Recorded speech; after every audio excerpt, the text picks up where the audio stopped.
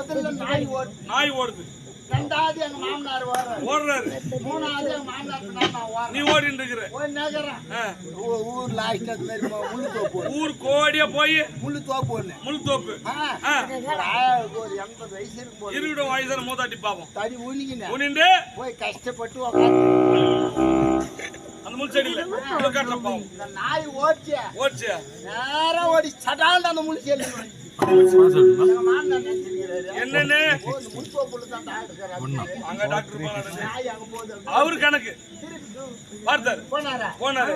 நாய் ஓடிச்சு எழுந்தாங்களா 4 அப்பு அப்படி